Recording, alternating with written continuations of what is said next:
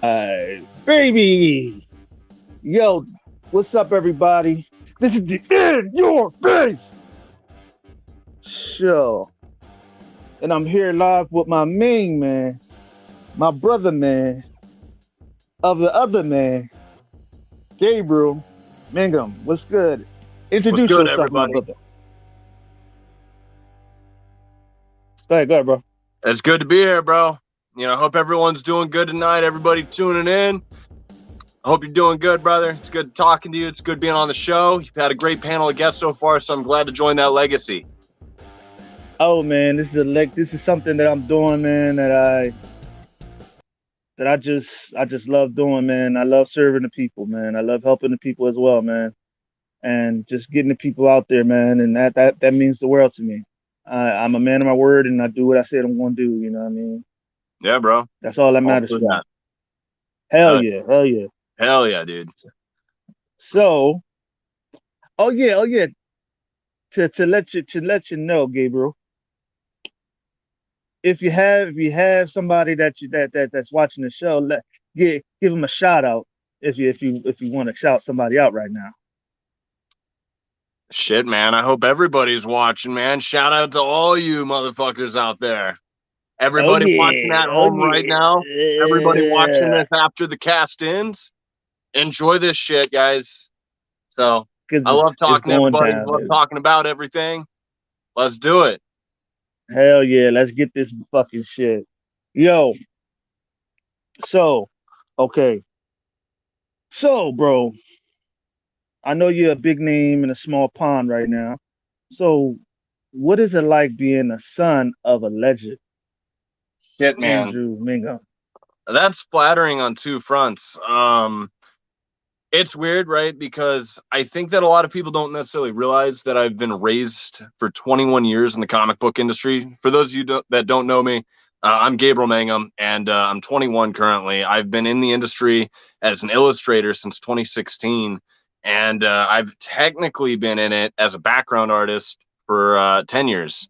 I started with Monster Hunter Survival Guide from Zenoscope Entertainment way the fuck back in like 2011, 2010, something like that. Did backgrounds for a bunch of Andrew's pieces over Anthony Spay. Um, so I've been raised in this shit all my life, man. A lot of what I do and all I know is comics, man. I live and I breathe that shit. And something that bothers me is when people talk to me like I'm fucking ignorant, like I don't know what I'm talking about. I get a lot of that shit, man, when I talk and I just voice my opinions on stuff. Someone will come in and be like, "Well, you don't know what the fuck you're talking about," as if I ain't been in this shit for 21 years. I love my Like, dad tremendously. That dude's my hero. He's my best friend. He's my biggest artistic influence. I wouldn't say that he's necessarily taught me, but mere mentored me. One thing that I say a lot is that you cannot create talent, you can only nurture it. And, he let me do my thing. And once he saw that I had potential, he was like, hey, man, this is how you do certain things. When I'd fuck shit up, he'd tell me how to do it the right way. He'd tell me that I'm fucking up, but he'd correct it right then and there. So I knew how to do things proper from there on out. Um, so it's been crazy for 21 years. I started with the Wizard World shows way back in the day, which the Wizard World shows, for those of you that didn't get to attend them and didn't get the fucking badassery of the Wizard World shows, those were the shit. They were basically little versions of San Diego Comic Con in any city that they were at back in the day. They were amazing. So many guests galore from comics, entertainment industries like movies, TVs, wrestling, all that good shit.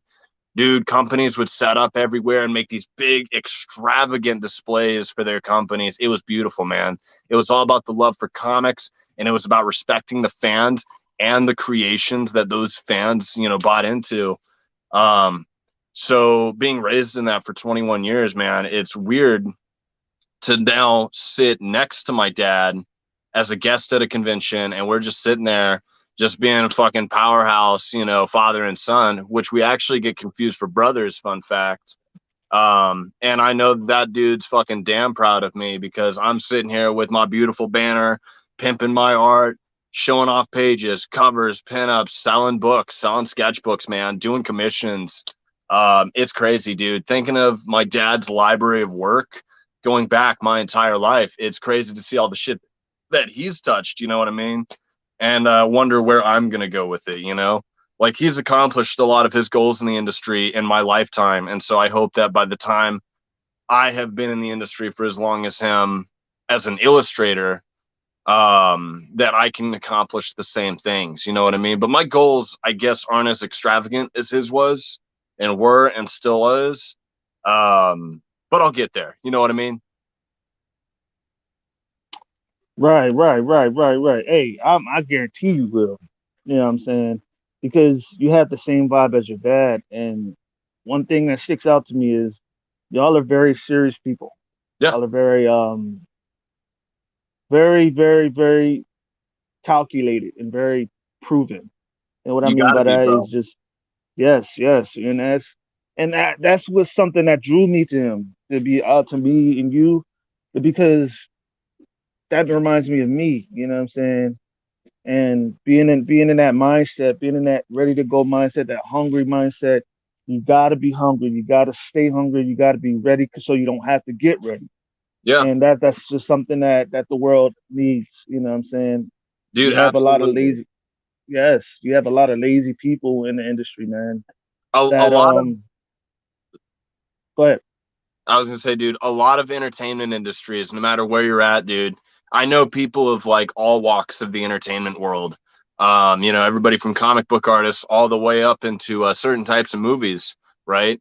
And honestly, man, half of what gets you in the door and half of what gets you the gigs and half of what gets you the fans is all being a confident and somewhat calculated dude. You know what I mean? Um, right. you got to know what you want. You got to seize what you want. You got to take advantage of every opportunity you can get, and you got to put everyone over and you know, pay it forward too whenever you can. That's what it's about, dude. And some people seem to have forgotten that in this world. You know what I mean? Right. And see that's the thing about it, man, is that, and I say, man, I'm willing to go for it all, man. Because like I said, you gotta go for it all. You have to put it all on the line, all on the table. You know what I'm saying? It's like this. People put so much energy and time into watching Marvel and DC stuff when that time wasted on their shit. You get what I'm saying? Oh yeah, Like you're dude. wasting time focusing on another man's creation when you yourself could be putting having your ears pinned back and just going for it, Yeah, going dude. for it. And every creative individual has the power to manifest that, and a lot of people don't realize that, dude. And be it they don't believe in themselves enough, or they just don't have the drive for it. Again, that's half of it, dude. If you can't drive yourself to do things, you're never going to accomplish anything. You miss 100% of the shots you don't take, you know? Exactly. And if you don't take that shot, who's to say you're gonna miss it? Who's Yep, to say you're gonna make it? You know what I'm saying? exactly. And You it's never, a lot of go ahead. I was going to say, man, you know, going with what you're saying, it's just a lot of, if you never try, then you'll never know. Right. And that's a broken situation. Hey Christian, how are you? She said hi. What up? She put her hands up. It's one of my friends, Kristen. Hell yeah. Hey Kristen. But yeah, um, yes, actually, you know what I'm saying, it's about going for what you know, man, because putting that putting your product and putting it all out on the line, man, and giving your all, because if you don't give it your all, you're gonna just be standing stagnant. Yep. You don't want to be stagnant, you know what I mean? You want to be moving, you know what I'm saying? It's Yeah, like dude. it's like you can hit a stagnant target and depression could set in. You know what I'm saying? Getting complacent could set in and laziness could set in. You want to be a moving target. You know what I'm saying? You don't want to be a target where it can hit you very much. You want to be a target where you're moving. You know what I'm saying? You get what I'm saying? Yeah, dude. Like Nobody it's likes like staleness. exactly. It's like, what a lot of folks don't understand is that once you get some success, you got to keep on going. Yeah. You know what I'm saying? Well, and It's like, honest, go ahead. I was gonna say, man, you know, like, and honestly, there's like there's a peak too. You know what I mean? Like, I love to see development. of creators. I love to look at their earliest work, right? And you can see where they have that drive and that hunger to develop and get better from book to book to book, from page to page to Uh-huh. page, panel to panel to panel. And then you eventually see them build up to that masterwork book. And it's like, just keep it. You know what I mean? Keep trucking. Mhm. And I think that's a good note to end on. You know what I mean? And just do covers Mhm. from there on out. Hell yeah. I think some guys almost drive themselves for too long, which is great. But then at the same time, you don't want to push yourself past that creative energy. You know what I mean? You Right, got to right. give some things time to build back up. You know what I'm saying? Right, right, right. But you got to, I love all the guys that stay hungry and the guys that keep putting out, because some guys, they just never put in the effort to begin with. You know what I mean? Hell yeah. Hell yeah. And that's a situation that a lot of folks don't get. You know what I mean? You don't get to win. You don't get the you don't get to be great overnight. And those No. who become great overnight, some of them just along the way just lose gas. You know what I'm Yeah, saying? They dude. lose along the way, man. And a lot of folks be telling me, you know what I'm saying, when I tell them that I'm on a either a 5 show skid or 10 show skid, they be like, slow down, bro. You're gonna burn yourself out. And I tell them, what God always told me, when you're made for something, you don't burn yourself out. You can't. Because when God is on something, He's on it, and he pushes you to keep working, keep on going, keep on going. Because if you don't keep on going, you'll never meet your goal. You'll never meet where you want to be at. And Yep. Man. I work myself to the end because I know I'm ready for this. I'm ready for success. I know how to handle it. I'm Yeah, great dude. at it, and That's that's some what a lot of discipline right folks. there. Hmm? I said, that's some discipline right there, dude. Yeah, you see, being being sat down and taught patience your whole life, it teaches you to contr- teaches you to control your emotions. It teaches you to control your antsiness. You know what I mean? Yeah. And what I see, and I got a little bit of success. You know what I mean? I didn't get a big head about it, and that's what a lot of people need to understand. That big head. You know what I'm saying? You get a big head and you think you're better than everybody, and then you start cutting down bridges. You start cutting bridges. You start cutting bridges. And you're going to need those bridges along the way because those bridges that you're cutting is, you know what I'm saying, you're going to need to cross them sooner or later. You know what I'm saying? Yeah. And that's what I learned. I learned to, a bridge can always be rebuilt, but it's going to be stronger than the last bridge. You know what I mean? Yeah. So that's what I wanted to say. You know what I'm saying? I dig So it, dude. how many years have you been drawing yourself as a Professionally, just growing up and shit, man. I drew some really shitty Transformers when I was like 3. My me dad still too, got me some too. of them lying around in a pile, like some fucking crayons and shit. And eventually, somehow, that leads to, fucking, one of these.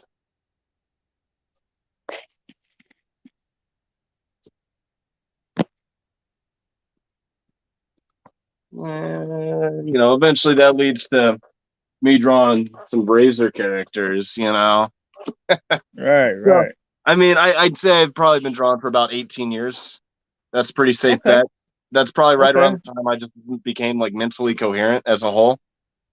Right, right. I feel you, I feel you. Like, see, and that's the crazy part, man, because I've been doing Jarhead for 17 years. You know what I'm saying? And Yeah, dog, when I tell you the hardship getting through that, because I drew the rough sketches with Jarhead. You know what I'm saying? yeah, But I didn't draw the actual finished work You know what I'm saying? Because I'm a character creator, and I'm a character creator. You know what I mean? I create all my characters from scratch, and then my artists, they will what they would do is they would recreate the character, and what I'm saying, add Yeah. more shit to it. You know what I mean? And create them for story ready. You see what I'm saying? Yeah, dude. That's what I do. You know. So how many big publishers have you worked for? God, dude. I mean, so like, in all fairness, like I've been doing comics in the middle of school and full-time work.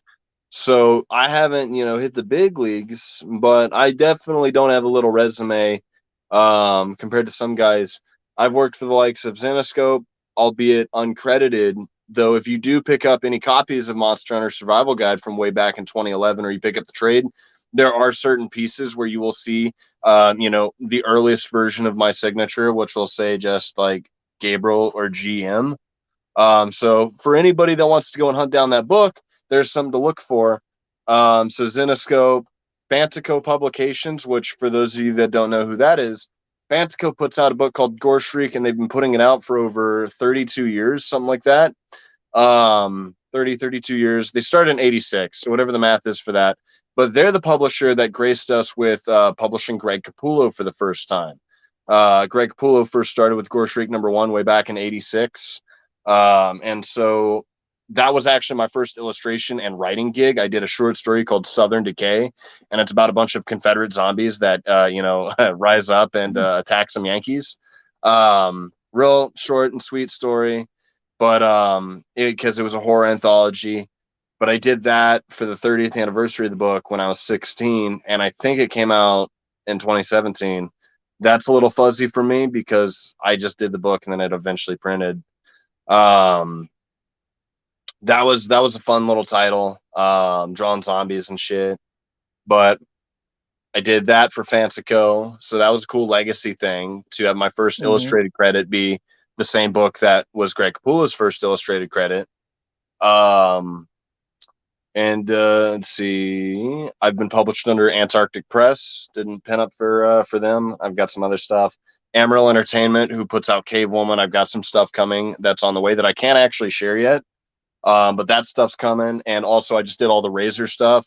So I did a short story in Razor's Edge anthology. I did 2 covers. There's color and black and whites for those. And I did basically an entire pinup book of Razer universe characters. So, I'm a big fan of Everett Hartsoe and his characters. Just fun stuff from the 90s, man. I'm all about the bad girls. Let's see. I just did stuff for Committed Comics, who puts out Nara X right now, another 90s bad girl book from the great man, Bill Mouse himself. He actually colored the pinup that I did, and so that was really fucking cool. And the first time I ever got published on a cover was with American Mythology Productions. I'd come in to assist on the Hatchet series based on the movies of the same name, which my dad was illustrating. And so I came in on issue 3 and I did a couple pages and I spotted some pages. And then I came in for Hatchet Vengeance and I did the extreme gore cover for #1, which that's actually one of the images that you had promoting the show today. So that was actually a really proud moment of mine. Was my first published cover was actually for a licensed property, because a lot of guys don't get that.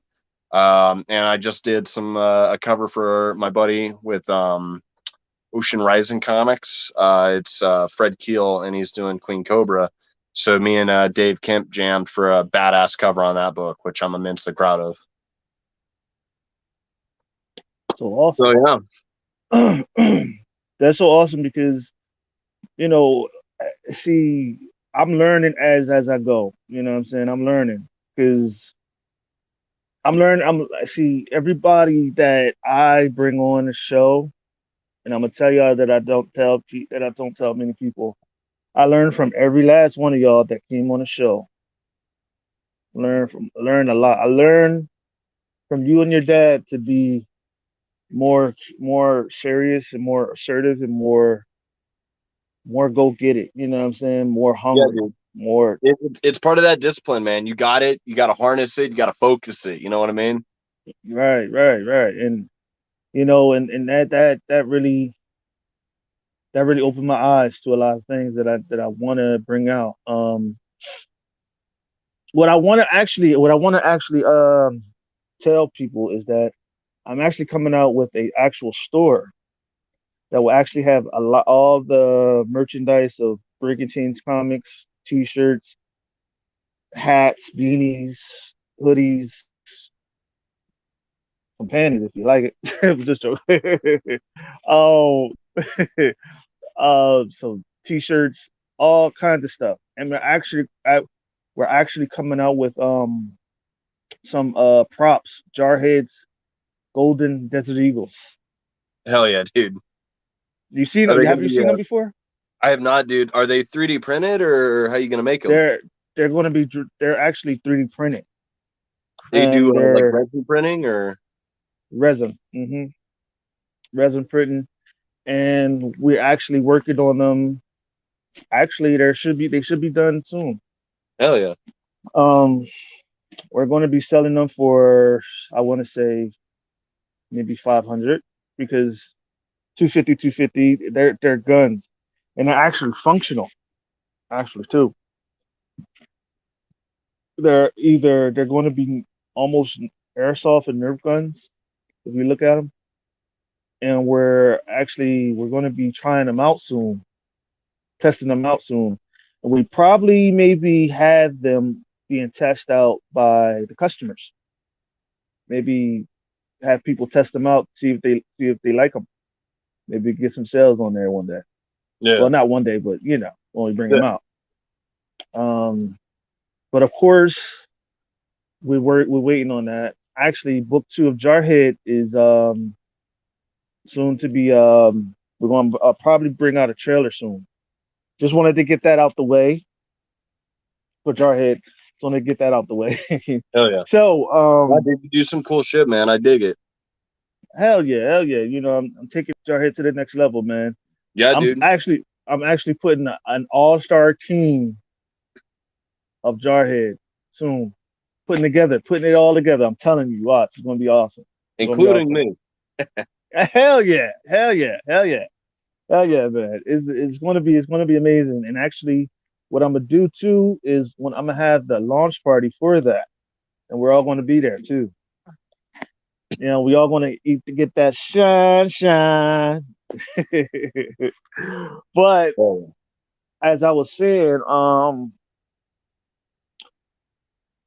who are all the people that you've met in the industry that you see as your mentor, people that you look up to? shit, dude. That's a really long answer to be honest. Because again, dude, I've been going to shows for basically my entire life. I think coherently, I remember going to them as early as two or three. Again, Mm-hmm. Wizard man. I've basically met tons of the greats, man.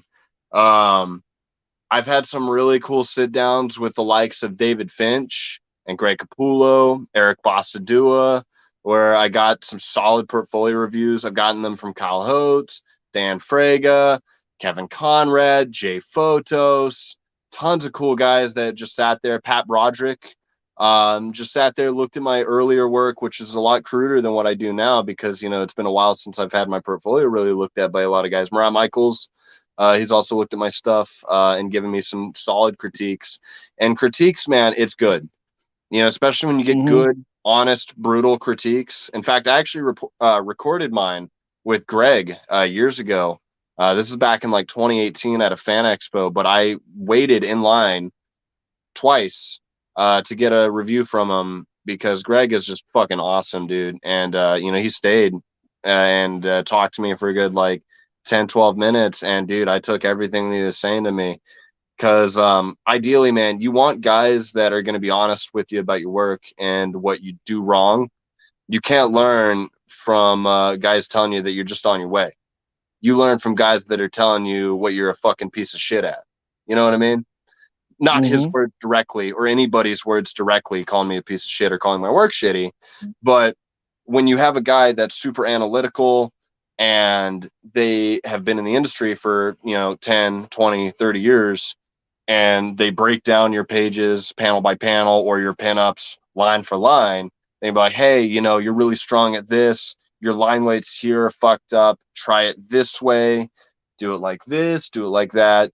Do your rendering here like that. And it's just great to learn by. Or if they have a scratch piece of paper and they show you by example, that's even better.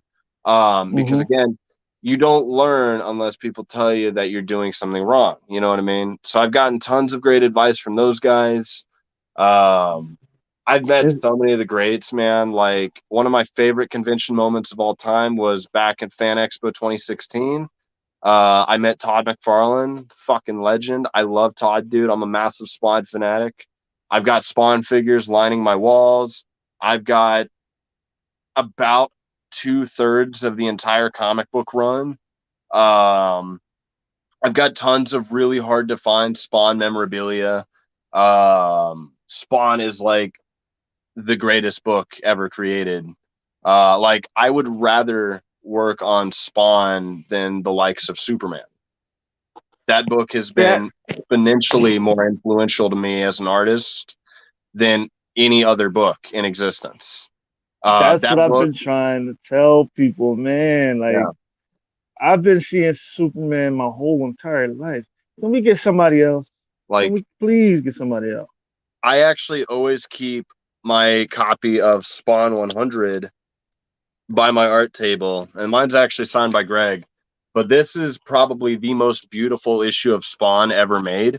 It's the death of Angela for those that are uninitiated, but this book came out 21 years ago, so you've had ample time to find out. So sorry about the spoiler. Angela dies in this issue, and it is just brutal in all the right ways. The story is beautiful. This is literally one of my top 5 favorite comic books of all time because the story it tells, the storytelling that takes place, the polish on the book, man. The first 100 issues of Spawn are literally comic book gold. Um, Mm. like I love McFarlane's work. He's one of the biggest influences on me, and well, really the Image Seven for that matter. Um, but I got to meet him when I was 16, and dude, that was an experience, man. Because like I had like 2 minutes to drop as much knowledge as I could just to impress Todd McFarlane. And so, I was like, thank you, thank you, thank you for doing this, that, and the other, and breaking all the grounds in comics, and doing this with this issue and this with that issue. And he was, was like, wow, wow, you're really young to know all this shit. And it's like, yeah, dude, I have like literally your entire back catalog of work. I've got his stuff going all the way back down to Coyote. I can name you almost every single book that he's worked on because I have it. Um, Damn. and I got his autograph in a really hard to find Spawn book, which I guess I'm gonna flex on everybody real quick because I don't get to talk about this book a lot, and not a lot of people know that it exists. I don't know the full story on this book, but it was given to me by a really good friend um, in the industry. Um, and back in the day, these white hardcovers were made, and actually there were multiple hardcovers made. Like there's I believe hardcovers covering up to issues 1 to 50 of Spawn, and I think all of Curse of Spawn. I don't know for sure. And the miniseries. So this book actually binds the floppies of Blood Feud, Angela, and Violator. So there's early Capullo Spawn in here. There's Tony Daniel in here. Great colors by Todd Broker, Roy Young, Kevin Conrad's in here. I got it signed by Greg. He took up an entire page.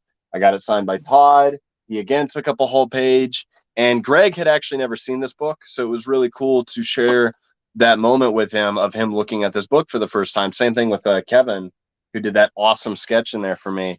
But this is one of my favorite pieces of my collection. It means a lot to me too because it's my McFarlane experience. You know what I mean? That was one of my defining moments of my teenage life, my high school career, and my early comic book career. Was getting to meet McFarlane, and one day I hope that I can, sit by him at a table, and we can, be working on some pages or some shit, man.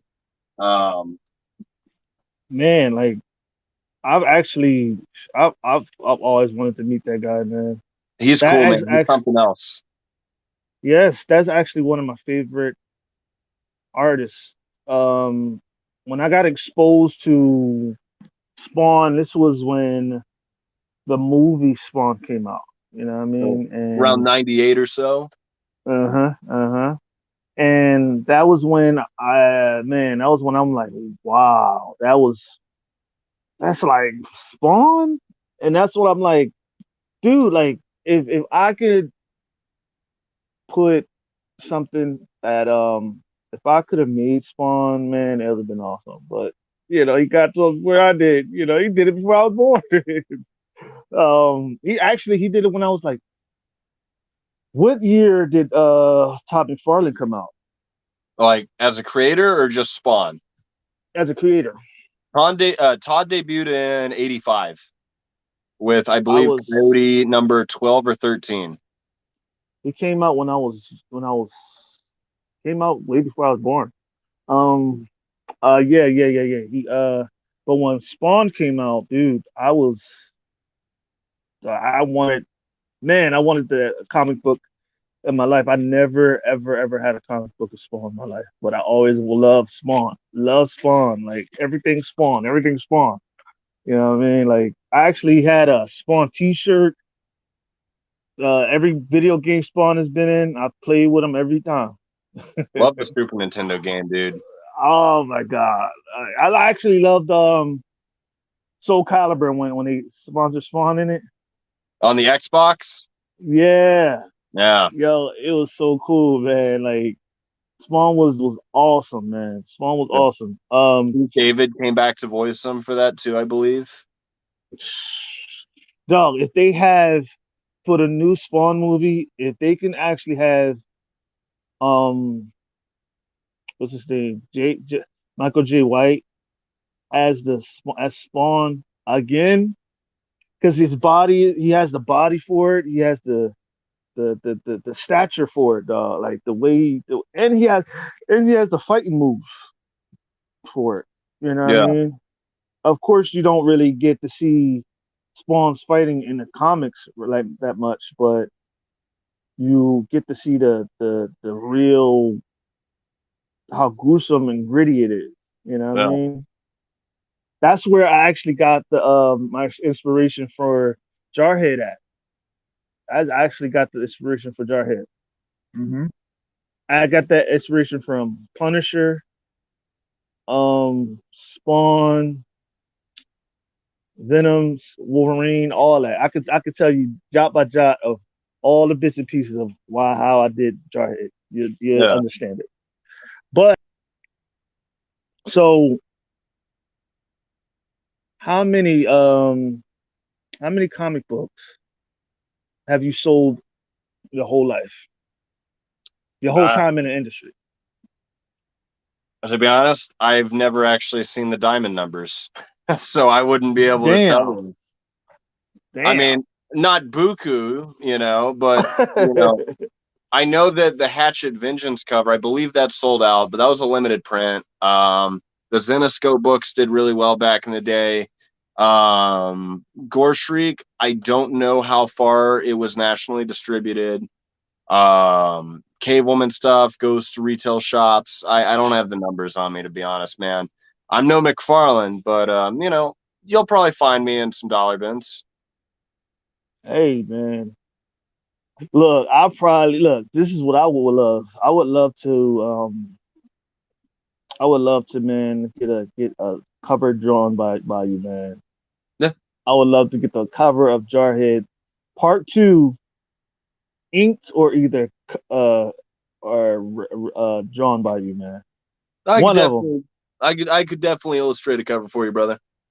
I got a Yeah, good hell yeah, colorist too, so hell yeah, man. be a nice, sexy cover for you.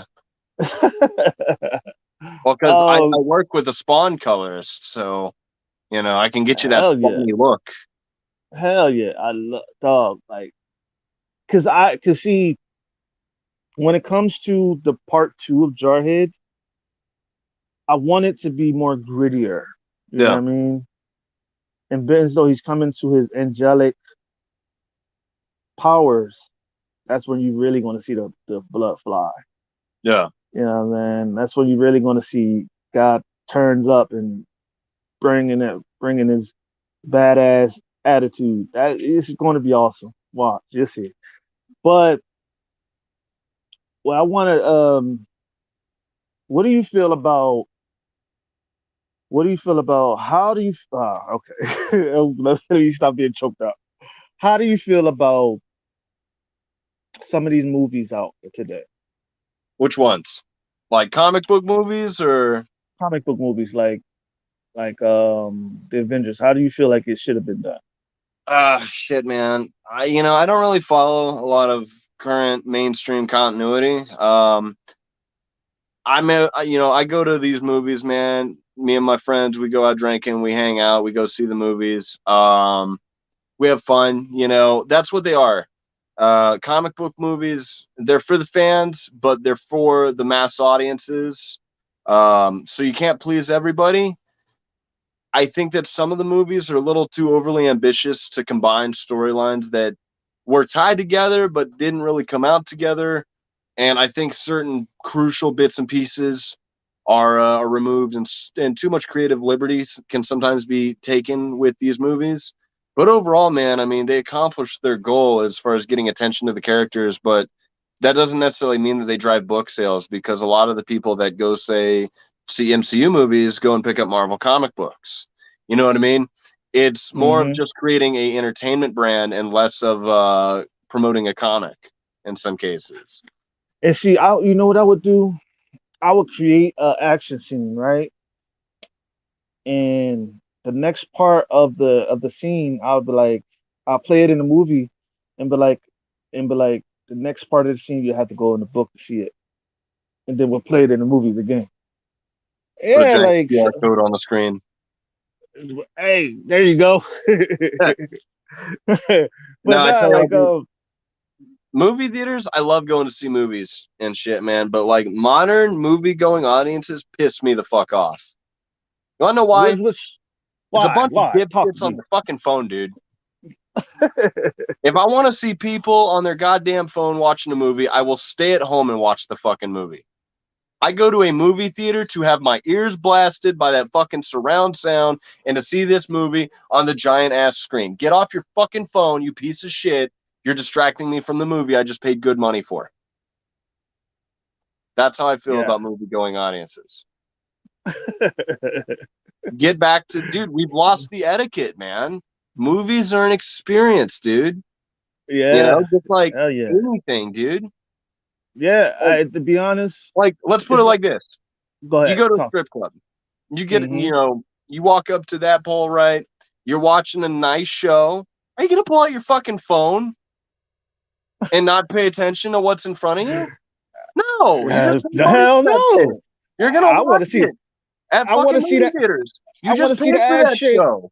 I want to see the ass Watch it. shake and titties bouncing in my face. I want to see Yeah. cheeks bouncing and you know all that good shit. So there's And etiquette there. There should be etiquette at movie theaters. They hell tell yeah, you, you know. turn off your goddamn phones. So get off your fucking phone. Like, people are checking the time and shit. Get a watch. Yeah, Did we that's true, forget those yo, things man. existed? And that's why I don't. I barely even go to the movies now. I just get it on bootleg or fucking Netflix or Uh, Might have been the wrong shit. place to say that. Oh well, fuck it. I don't give a fuck. They I buy can't get DVDs. me. Hell yeah, get the Yeah, DVD when it comes out. It's yeah. shit. Half of the movies in the movies don't even go to half of the movies out today. Don't even go to the movies. Don't even go to the No, theater. The no, shit not go at to the all. DVDs or either go to Netflix or Digital either download go to bullshit. HBO. Yeah, you got it. I Shit. That's like why people. tangible shit, man. That's the bro. That's why Like, a lot of these movie theaters barely make. They don't make money like that. You know what I mean? yeah, Some of them don't. my Some popcorn's of them gotten do. so fucking expensive. What It already candy? started at a premium. I heard, bro. Last movie I went to was the movie cost like $40 a person. Where the fuck were you going? I'm like, hell no, man.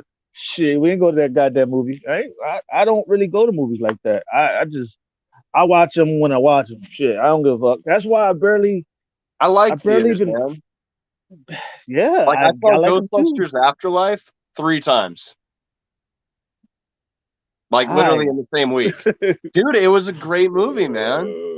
it Like was, but like that scene at the end, man, with and I'm sorry if you haven't seen Ghostbusters Afterlife, it's been since October. So I'm gonna spoil the movie for all you motherfuckers. Uh when when they get Harold Ramis on there as a ghost, that was beautiful, dude. That scene gets me every time I see the movie. I don't cry at movies. I'm not a super emotional person, but dude, that moment could not have been done better. you ain't crazy. Don't tell me you cried. No, dude. I mean, I didn't like start bawling like a little bitch, but yeah, dude, I teared up a little. It's a powerful I wish, moment, man. I That's wish the the fuck, magic of movies and movie theaters, I, bro. I wish the fuck I would cry the goddamn movie. I wish the hell out. Now, see, okay, I get what you're saying, See? cause You got this. seeing the Titanic and Oh, fuck that movie, Jack dude. and Rose and just, Dude, fuck oh, Rose. That chick's a bitch, man. She let Jack dog, die. she's just like, let him go. He I just, think she's a gold digger, dog. man, Fuck that bitch. I tell you what, dog. When that fucking shit went down, nigga, I promise you, nigga, we both would have been on top of something, nigga. Nigga, I'm not getting in no goddamn. I'm not standing in that goddamn water for more. For more. We both taking turns on that fucking door. Shit, she getting in there 10 minutes. I'm getting in there 10 minutes. It's a She pretty getting on that damn goddamn thing, big board. I mean, I think both of them could have fit no problem. bro. That's what I'm saying. I think she was This just mother, like, that was the one this mother, time she would admit that she's fat or something. yes, this motherfucker going to sit in the water like you ain't going to die. Get She the said fuck she was out of here. bloated. He's like, all right, I guess I'll just cope with this so you can be happy. Because Shit, that's what nigga. it's about. Hell no. Look, That get story's your for the ass. girls. It's not for If us. I if I gotta get in the water, you gotta get in the water. I Shit. know. Hell, what? We're I suffering together. would. That's Hell commitment. yeah. Hell yeah, that's true love right Uh, there. Shit, commitment's sitting through that movie. Hell Fuck, yeah, I dude. know. The only time I cried, and I'm gonna tell you, the only time I cried was when uh oh man, was hell, I ain't cried. I cried when the Titanic when it was flying when it was on the thing and it was on the last. But you get what I'm saying when they had their arms open and him and all, at the front of the boat Yeah, the king of the world where moment. yeah, I'm the king of the world. Hell yeah. Yeah, it was funny, but it was like I could feel the breeze. Did you But see it that in was the fun. theater, or was this like after it I came was out? This was I actually saw Titanic when I was it was on my birthday. My dad took me to see Titanic. It Really? was on my birthday, dog. Like this is like either when it first came. I promise you, when it first came out. I don't remember when it first came out. It came out like 99? 1999, something like that. I might be wrong about that. Someone will probably correct me. Someone will come in 1998. the comments and be like, this motherfucker's stupid. How come he can quote a comic book guy but doesn't know when Titanic came out? Fucking internet. Oh my god, I can't stand those opinionated motherfuckers. Like I'm always got okay with something to it. say. I'm okay with I it, but if you fight, I fight. All right. And if we're both going blow to blow, all right, don't bitch out. That's yeah, like I can't. Oh my where the god, blocks come from. it's like wrestling, right? Yeah. You can obviously see, yes, it's fake. You know what I mean? About the But entertainment. yeah, Like motherfuckers be like, WrestleMania oh 6, yeah, oh, why Hogan you versus watching that? Warrior for the world Yeah, championship. Dude, that's a powerful moment. When Undertaker Hogan versus just, Undertaker. when he's just like, oh, and Warrior's on the fucking ropes holding the IC belt and the fucking Fed championship, dude, that's one of my favorite moments in wrestling. Yes, That and like when Shawn dog. Michaels and Triple H put little windshield wipers on their riot masks when Slaughter was spitting in their faces on Raw. Love that shit, dude. Yo, I think they should have. I think they should have went back to the Attitude Era, man. I think they should have went back to the Attitude Era because if going back to the Attitude Era I get it. You want to bring kids into the to liking your shit, Oh, kids don't give a but shit though. They got their they really phones. don't. Huh. Yeah, If you're they go already, see. if half of your audience is already adults, pander to them. Yeah, and Give them like comic books. the thing about it is too, you got John Cena lovers. John Cena's all right, but I like the Doctor of Thugonomics, John Cena, more than I like Yeah, babyface, fucking, never give up John Cena. never give John up. John Cena's Cena all was right, you know what I mean? the I'm not never big give on up. the John. current roster. Like, dude, Nah, man, dude, I only watch shit basically from like '99 to like 2005. I go yeah, back and I watch it. You know what I mean? yeah. I Like, rather. who's your top five wrestlers of all time? They don't have to be in any order, but top five. Okay, I'm gonna say my favorite is Undertaker, Which Kane. era? I want to say Purple Glove Undertaker, Really? So like 95, 96? 95, Like 96 right around the ish. time he was going up against like King Mabel Yeah, yeah, yeah, yeah. When he was when he going got up his fucking against, face broken, he wore the opera mask. yeah, yeah, yeah. When he was going up against what's his name? What's his name? When he was going up against what's his name? What was Yokozuna, kind of Yeah. at the beginning when he actually went against himself, Undertaker and Undertaker. Yeah. Yeah. That that actually was his cousin. That actually was his cousin. Is that really Mark Calloway's cousin? I've never heard that one Yeah, before. yeah. That was actually that was it wasn't Crush. He was actually in the stable Doomsday. Doomsday the bikers were the two bald head dudes. Oh, Disciples of Apocalypse? Yeah, yeah. Yeah. They was that was one of his cousins. That was his Really? cousin. Huh. hmm Yeah, that was one of his cousins. So You you could got actually see Taker? the. Yeah, what'd you say? I thought you were gonna go. There's an actual picture on the internet where they both posing and shit like that, and you could tell the real one from the fake one because the Yeah. real one it don't look pale. The fake one looks pale, and it looks like it got white makeup on. Look like he got makeup on his face and everything, and his hair is shorter. Yeah. The real Undertaker's hair is longer, all the way almost down to his butt. Plus he's a ginger. Exactly. You know, I see. I know a lot, so much about Taker. Can't nobody, man. Taker is actually. I seen him go against Kane, all the bouts against Kane. And did you know that Kane wore a cape to the ring before? Yeah, it was at a house show in like '97, I think. 97. Yeah, Yeah. yeah, yeah, Yeah, yeah. it was at a house show for a dark match. So it Uh-huh. wasn't recorded for TV at least. Because they recreated it for Mattel's Ultimate Edition Kane that just came out. Uh.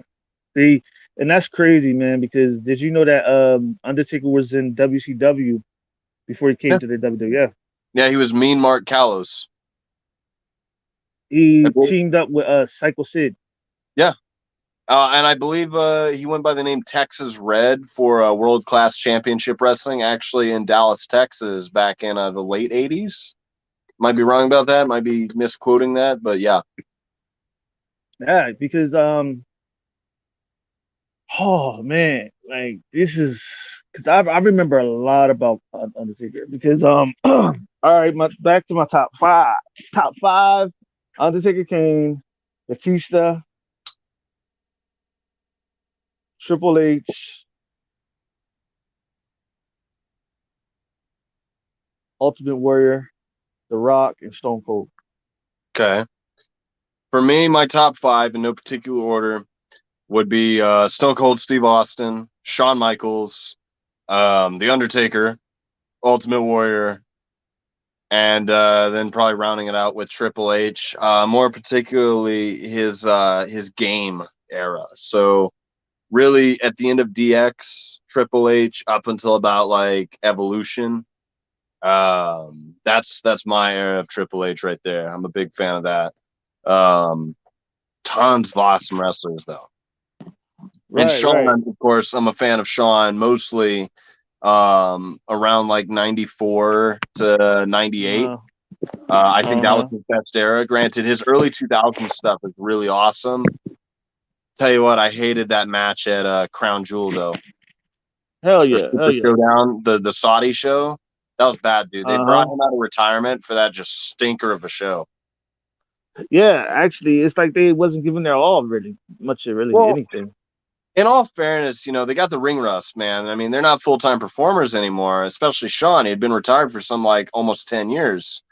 And he comes back not looking like Shawn Michaels. And he just, I mean, he could still do it, like when he did that moonsault off the top rope. That was pretty good, but it's a stiff match, man. It wasn't good, you know? Mm-hmm. I mean, better than what I could put out there, but, I just wasn't a fan of it. Would have rather it just didn't Actually, happen. Because he went out on that top, in my opinion. You know what I mean? hell yeah, hell yeah, hell yeah. Like, Great ending to his career, and then they fucking fucked it up with Crown Jewel. yeah, true that, true that. I would say, what do you think about what do you think about Goldberg, dog? Goldberg, man. Like, I like Goldberg. And honestly, man, like I know a lot of people would disagree with me when I say this, but it's cool to see him come back, mostly because I really just don't like the current roster. So I can't I'm all stand it. for Goldberg just beating the shit out of everybody, just doing what he used to do in WCW. Um, because he's got more umph and more personality and more credibility than any of the guys in the ring that he's fucking beating the shit out of. You know what I mean? And yeah, to be Um, honest too, like I athletically, the current roster is amazing. They just don't have the personality or the scripts to boot. You know what I mean? Compared to right, the right. shit that I like, and Just maybe like I'm just AE, picky, but just like AEW, it's like they don't have the star power, and they don't AEW have a definitely does. huh. I mean, AEW definitely does. I mean, they got Jericho, they got Sting, they got the Hardys. They bring back No, legends for house shows and shit. I'm talking about like I'm talking about like um I'm talking about ever since Cody Rhodes left, it's just been Yeah. like I I, bet you, and I can guarantee you that WWE soon will get Kenny Omega. I hope not. You know what I mean? Like Uh, just because it's like, you know what I mean? the Like, one I person, like Cody. I thought it was a really powerful stance of him to, jump in on AEW right there on the first floor. But to go back to WWE, I'm like, really? I know the contract. You do it for the money and the exposure, the Mania match, the merchandise. It's like, fuck, dude. You had to go back, because they're at least not making him Stardust again, which I was scared of. But I don't know, dude. That didn't sit right with me. But I mean, ultimately, it's not my career, so you know. you know who I think would strive in WWE? Um, MJF. Really? Yeah, I think. See, On what brand? I think SmackDown. Really? Let's see He that. he's got that he's got that Miz vibe to him, but he also has that main event vibe. You know what I'm saying? Yeah. Like for example, okay, they got CM Punk and all that shit, right? But they got old characters that's old. You know what I'm saying? Got old. It's like for example, okay, they got all WWE's leftovers. Not like TNA though. You know what I mean? It's not TNA, like a nauseating type. right? To that. I mean, you want to know? I'm gonna tell you something. You want to know who I? If I'm going to when I do a movie, when I do the movie of Jarhead, you want to know who I want to get to play Jarhead? Who's that?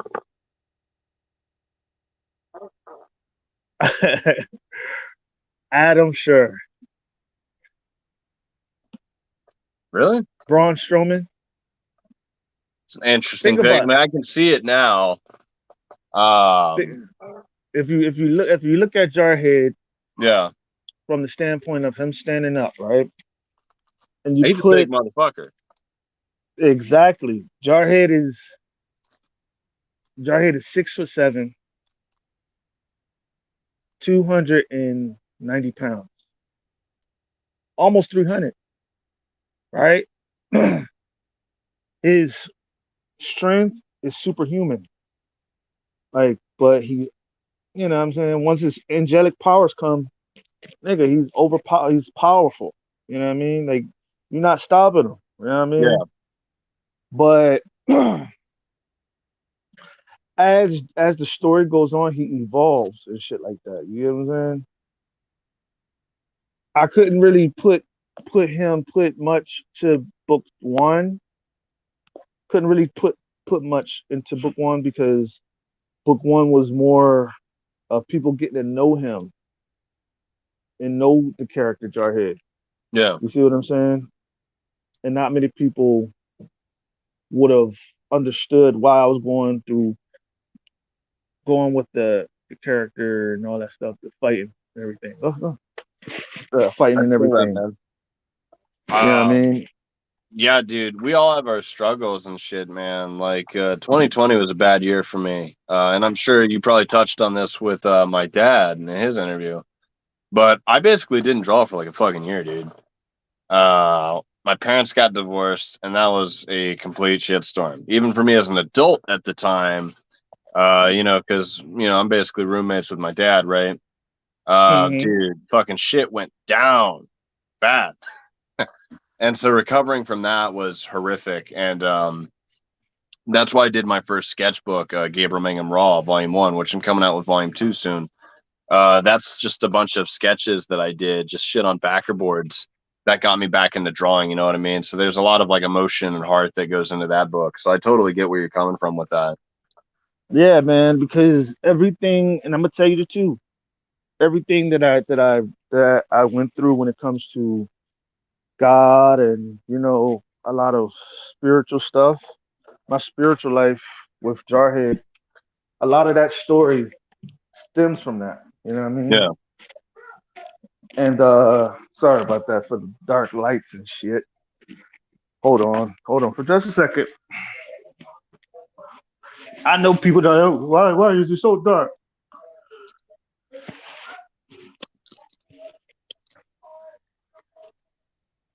But as I was saying, brother, like I just feel that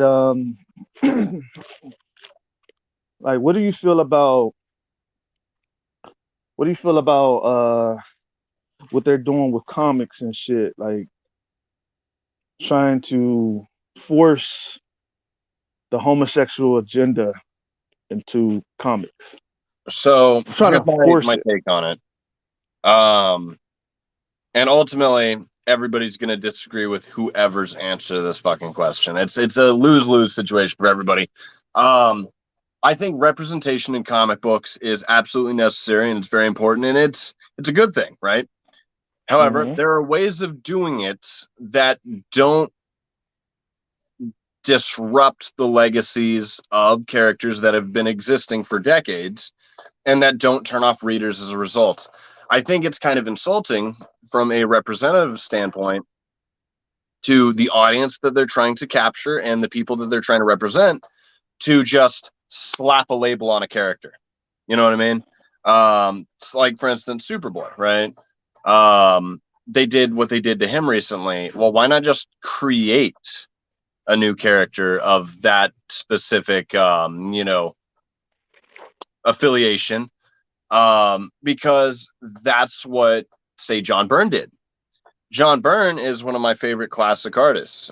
He's responsible for a legendary run on X-Men, uh, Alpha Flight, tons of great stuff, a great run on Fantastic Four. John Byrne is one of the most excellent illustrators of the late 70s and through the 80s.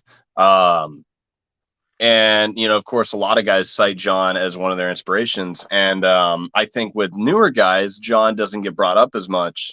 But John Byrne's someone who I reference quite a bit because his work is just phenomenal from a storytelling perspective and everything in between. But something that John Byrne did that was very respectful was in Alpha Flight, he created the character North Star, who North Star would eventually be revealed to be gay.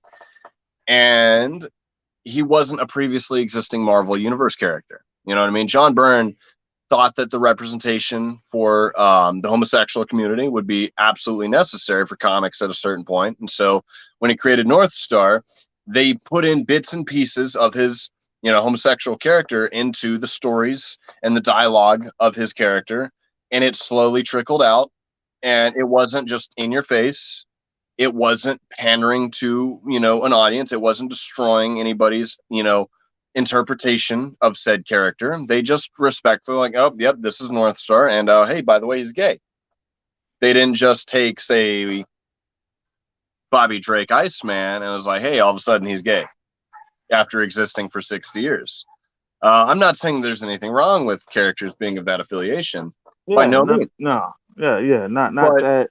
I think it Yeah, is more respectful for representation to create new characters because that shows originality and that shows thought. That means that care and attention was put into the creation of those characters for the representation of the crowds that they're designed for. And that goes for everything, not even just like sexual affiliations or any of that, but even race. You know what I mean? You know, I don't know how over certain characters would have gone if, they wanted to bring in certain representation and they just label slapped that onto a pre-existing character. You know what I mean? And it was a mm-hmm. mainstream continuity, not even like an alternate universe affair. So I just think there's tactical ways of doing it, and some people are just missing the mark really bad, and they're insulting their readers and they're turning off fans as a result because it just comes off as such a attention grab, and it just seems like they're trying to exploit an audience, in my opinion, more than they are trying to respect that audience by bringing them into the comic book world for representation by just simply label slapping a character all of a sudden. You know what I mean? I think if Mm-hmm. you want to bring those, that audience into comics, respect them and give them the dignity of creating their own characters. You know what I mean? It just comes off as lazy. It comes off as unattentive and just unoriginal to just suddenly label slap a character. And it's just disrespectful to everybody, in my opinion. I know a lot of people would disagree. Some people would probably be very hostile with their opinions, and I'm not trying to disrespect anybody.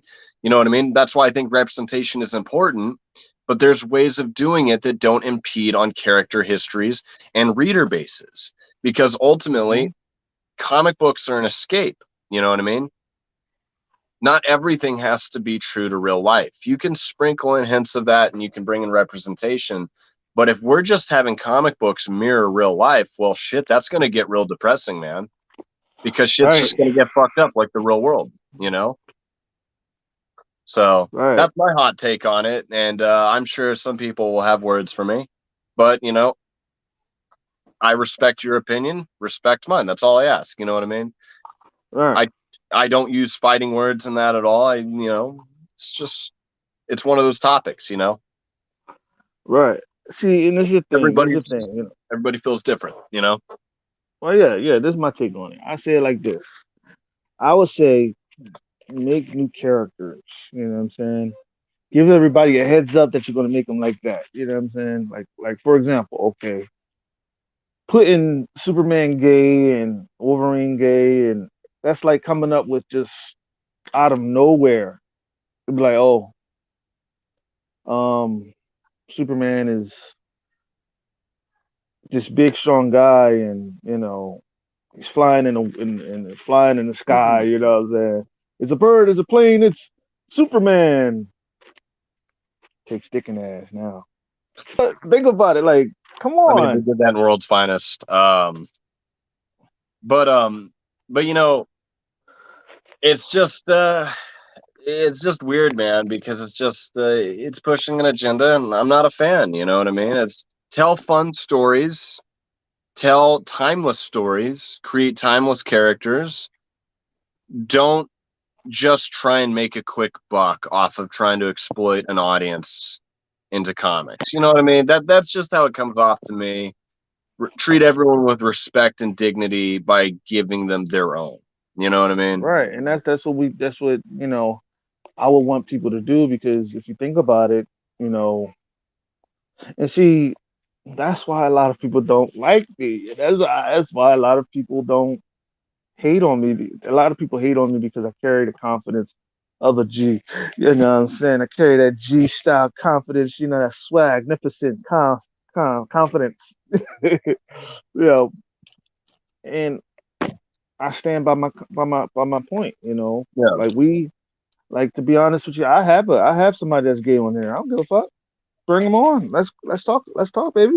You know what I'm saying? Not in the dot baby and that type of I want you type shit. Just Yeah. baby and let's talk. You Well, know, what I and mean, you know, I got friends from all kinds of industries. I've got friends of all different types of walks of life. You know what I mean? I don't want to see anybody get bitch slapped or get disrespected, but they're just ways of doing things. You know what I mean? well, I tell you what, if I see somebody at a con that I do not like and they disrespected me, I will smack the shit out of them. Walk up, say, hey, smack the shit out you. That's it. Then walk off. Yeah, You shouldn't have disrespected me, bitch. Smack. That's just it. You know, I'd get I arrested. know I did not get arrested. You know, I mean, it's like for example, like a lot of guys in this industry think it's all fine and dandy where you could talk your shit, but you got to see me at a con sooner or later. You're gonna Too many have to see people. me. Too many people have gotten very comfortable with hiding behind the internet. Yeah. I'll respect you if you say that shit to my face. I'll probably laugh. You know what I mean? Because it's outrageous. You know what I mean? But it's whatever. I try to just walk into things, man. Now shit's gotten so weird and crazy in this world. I'm really just trying to not hold so much animosity about it. You know, because nobody I wins from mean, that. But I even forget. then, dude, I still get pissed off at things. Yeah, I forgive you, but that don't mean I'm gonna forget it. You Yeah. know, No, dude, I I'm still all want for to that, smack. man. I still want to smack the shit out you. That's it. I still want to smack the shit out you. That's just, you know, I want you to know that this hand smack is coming from a mile away. There you go. But enough of the hand slaps, slaps in the face slaps. Okay, who are your favorite characters that who are the favorite characters in the comic book industry? Like as far as just comic book characters. Yeah, who's your favorite comic book characters? Yeah, Well, top we five. already touched on Spawn. So Spawn definitely. Batman, Spider-Man, um, Scud the Disposable Assassin. Big Rob Uh-huh. Schraub fan. Scud's one of the most underrated books today. Big when it came out. But man, some people just don't get the magic of the book, dude. It's slapstick in all the ways that Deadpool is now, way before Deadpool was. Um, I'm a big fan of Greg Capullo's Creech, and I Didn't he? love a lot of Didn't the he early create? Savage Dragon stuff, man. Didn't Greg Capullo Didn't he create barbed wire? Great, what? Didn't he create Lady Death? Lady Death was Brian Pulido. Oh, okay, okay, Um, okay. yeah, Brian Pulido with Stephen Hughes. Oh, okay, okay, okay. I thought that Yeah. was I thought because Greg Polito and Polito sound the same in a way. No, Greg Capullo. Capullo, okay, Capullo. Yeah, Uh, Polito. But yeah, so who are your favorite villains? Uh,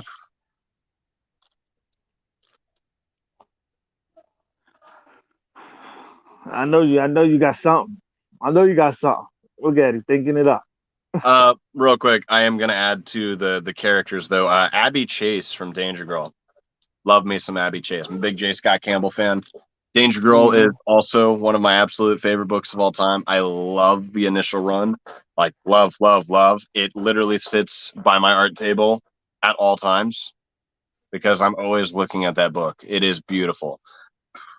As far as villains go, the Joker, the Violator, Malbolgia, Chapel. You're starting to notice a theme. Um, and then probably,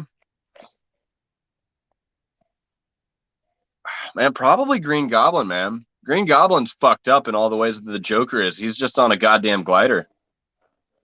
Yeah, Now yeah. imagine the Joker flying, man. That's just the Green Goblin. That dude's fucking sadistic as shit. Impregnated Hmm. Gwen Stacy, fucking threw her ass off a bridge. Dude, fuck that guy. Hell yeah, dog. Yeah, dude. That's something that He's a bastard, dude. he's a bastard. Oh shit. I mean, I would say my favorite characters of all time. I want to say Jarhead, Smoke, Wolverine, um,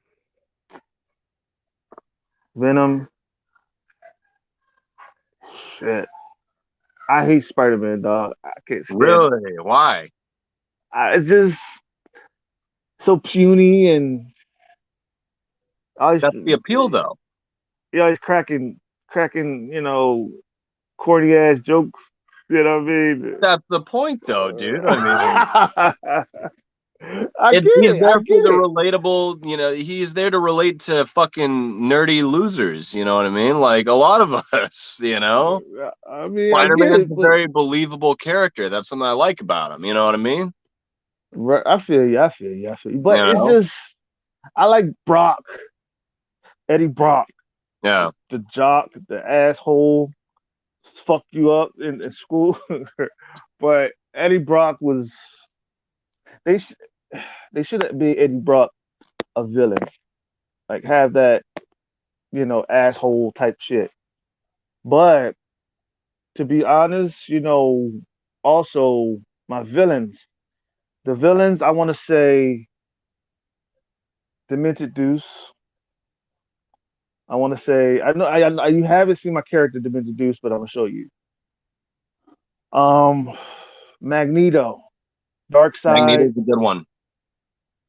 I love Magneto. Love Dude, you him. ever read Ultimatum? Yes. Oh my God, dude, that story is brutal. I love that book, man. Uh, That's a way to do the um, universe right there.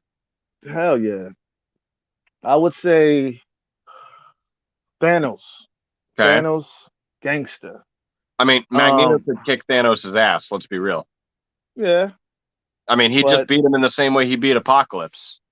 He'd just true, crush him, rip true his that, true armor that, off, dude. true that, true that, true that. And I would say, what's his name? Carnage. Carnage. Good one. Yeah, yeah, yeah, yeah. Carnage. And my fifth one,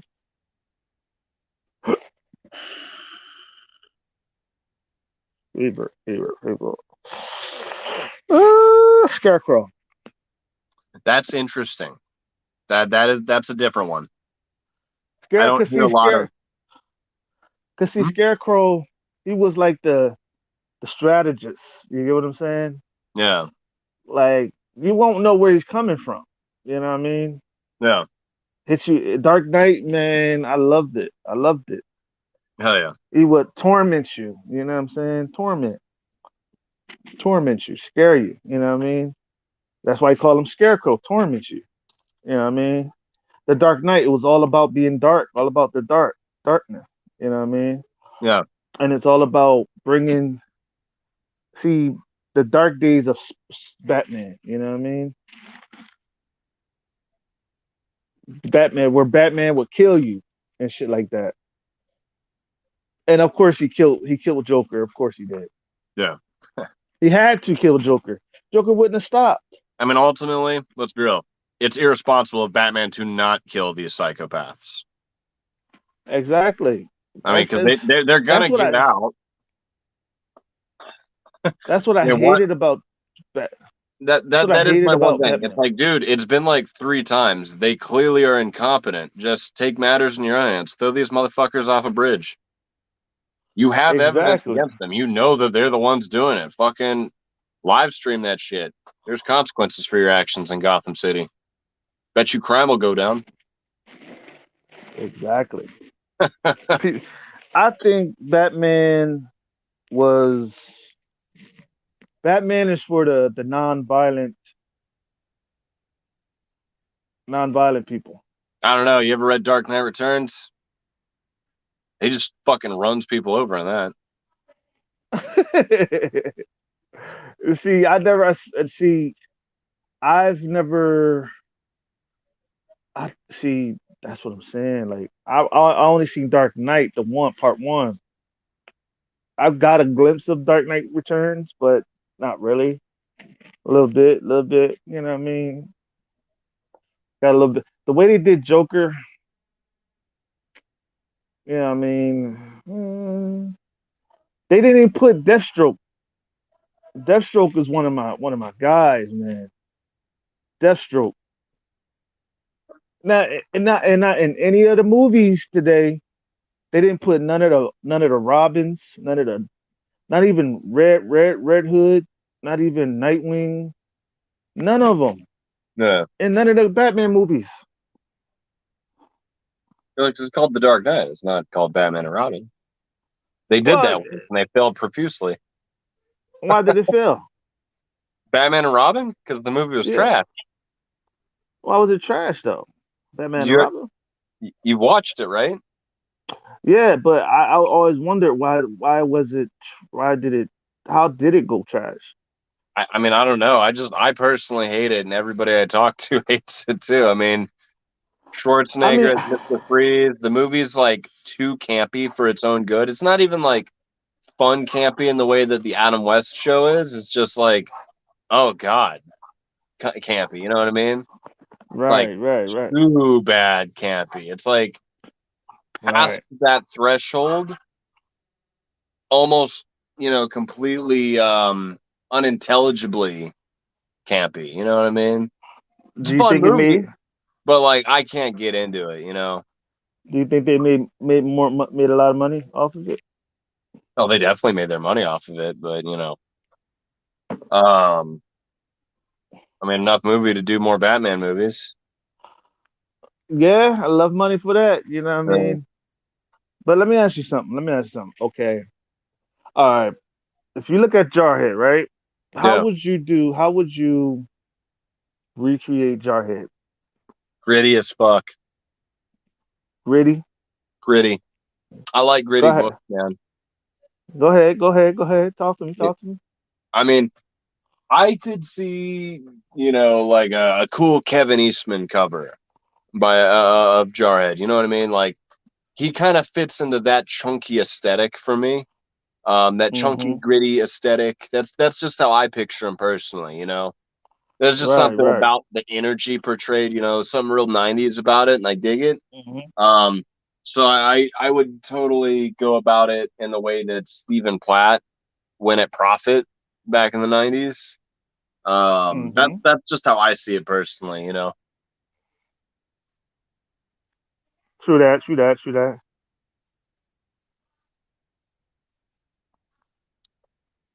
He'd give me a core Okay. Okay. sponsorship. Like, cause I've always wondered, right? Because part two of Jarhead, right? I'm Yeah, going for the first fight, the fight in heaven type shit. You know what I mean? yeah, Where Jarhead is fighting in heaven against Lucifer, and he's in the battle between with Michael and all that shit, right? But something happened to his mind where you know he didn't he lost the knowledge of what happened. He lost knowing who he was. You get what I'm saying? Yeah. He got so he got so caught up being a human that he forgot his true identity. See what I'm saying? He Yeah. didn't I know. mean, He you didn't got a know. story You to know what play I mean? off of there. Right, right. He got caught in the realm of in the realm, different realms. You know what I'm saying? And you know how like and you know how like when people say in my former life, you know what I'm saying? You hear what I'm saying? In my former life, Yeah. like in another life, he was an angel, but he didn't know. You know what I'm saying? In that dimension, he didn't know who he was at the time. In the dimension now, he don't know, but in the dimension, he was an angel, powerful angel of Yeah. God. But along the way, his journey of finding his family's killer, he finds out who he truly is because he meets God and God teaches him and shows him who he is. And he meets the angelic self, his angelic self, and he comes and becomes one with himself, Hell yeah. Hell yeah. and his brother. See, people don't know, but Jarhead has a brother. He has a long lost brother, right? See, when they killed his family, his mother was pregnant. His mother was pregnant, and they took the baby.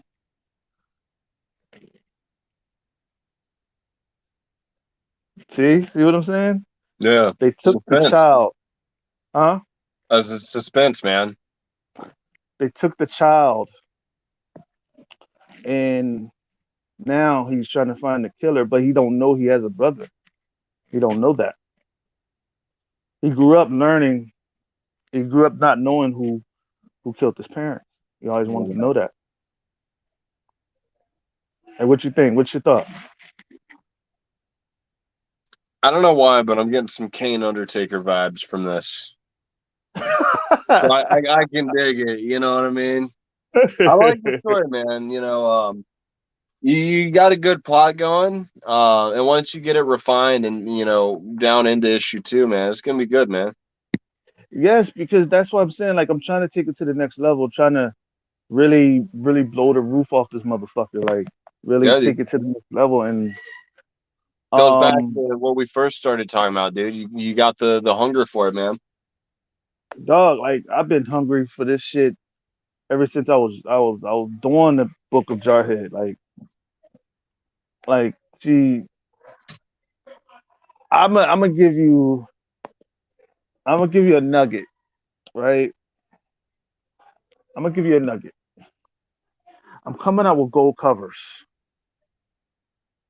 and those gold covers will be like the golden ticket. And whoever gets those golden covers, it will be scattered in every other Jarhead book.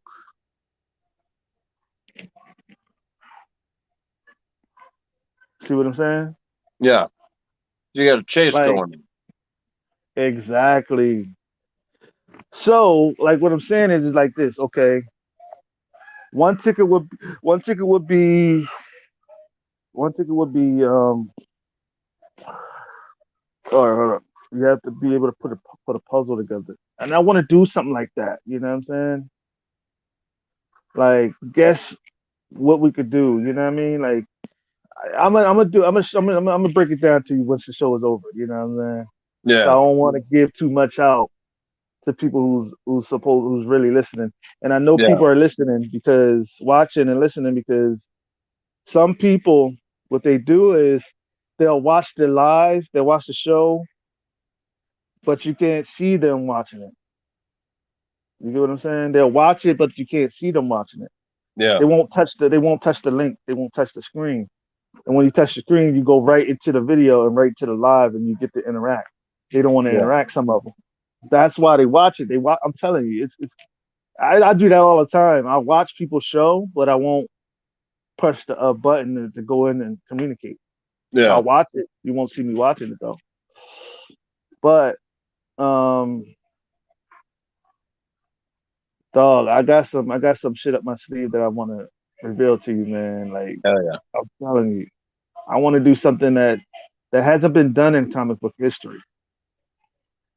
Turn this shit upside down, like fucking still, like take this shit over, my nigga. Like that's the type of shit I want to do. I don't go. Yeah. I want to change the whole landscape of comic books as a whole. Bring. I know it's dark in this motherfucker. Bring the whole fucking comic book world. Change it from within. You get what I'm saying? Yeah. And do something like that. Hell yeah. You ready to end the show? Yeah, man. I mean, unless there's anything else you want to ask, while you still got me live, man. I can keep uh, going, dude. I mean, it's up to you, man. It's your show. I'm your guest, dude. So I mean, I no. I rather go off on this note right now. There's a part of the show of your final thoughts and final what you advice to all the people trying to come into the industry that's home up and coming, that's okay. coming into the industry, and your advice on just what they could do and how they could do it, and 60 minutes, 60 seconds to promote all your shit. All right. Honest thoughts, guys trying to enter the business. Learn from professionals. Okay. Doesn't matter what tier they're in. You need to go to someone with experience, at least spanning a decade.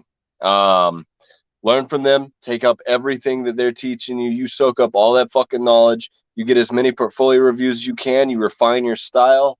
Um, and if you have to, dude, you got to jam with people, man. You got to get a feel for shit.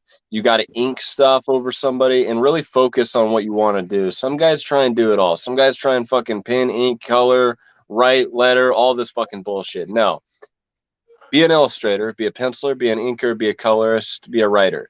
You need to choose one of those avenues and solidify yourself in one of those so that way you can build your strengths. Then you can experiment later once you've built up some credibility. But absolutely, you need to take up everything that you can from existing established professionals. Don't get a big head. Don't be an asshole. And just do everything that you can to promote. Take it at the pace that you want to. Generally speaking, this goes for all entertainment industries, but the younger the better. If you have a goal, man, and you want to do it, start as soon as you can because, you don't get any younger. And time is precious, man, and you need that time to develop as a creator. So take up everything you can, make time for all your loved ones and everything, dude. But don't forget that if you got goals, there's only one way to accomplish it, and that's to do it. So that's my advice to all the guys getting in, because that's what guys told me. You know, um, last bit, promoting, shameful, shameless, self-promoting. Go follow me on Instagram at the_Gabriel_Mangum. Real simple. Just look up Gabriel Mangum. You'll see my pretty face and all my artwork. Give it a follow. Give it a like. I'm also on Twitter. You can look up Gabriel Mangum. You'll probably find me. I'm not too active on Twitter. To be honest, I'm so inactive, I don't even remember my goddamn Twitter handle. You can add me on Facebook. I'm always open for commissions and shit. If I don't respond to your messages right away, don't get ass hurt about it. I'm probably busy, but I will get back to you. So, just be patient with me. On that, You guys. sound like a what somebody call your phone and get the operator. Robotic. You get I'll the be at callback Fan machine. Expo Dallas here in June. At the end of June, guys, I'm a guest. I'm on the website. That's really fucking cool. So stop by. Dallas Fan Expo is an amazing show. Harkens back to the days of Wizard World that I love. Best show in Texas, hands down. Best show of the South, hands down, in my opinion. So definitely stop by, say hi, pick up some books.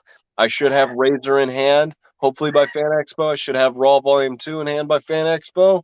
So drop me a follow. Guys, I appreciate everybody who's willing to listen to me. Daniel, thank you for your time. So I think it's been a Ah, hell of a time, man.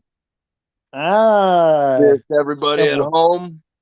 I think that's a good note cheers. to end on. And with that, this is the In Your Face show, and we out of here. Peace. Later, guys. Later.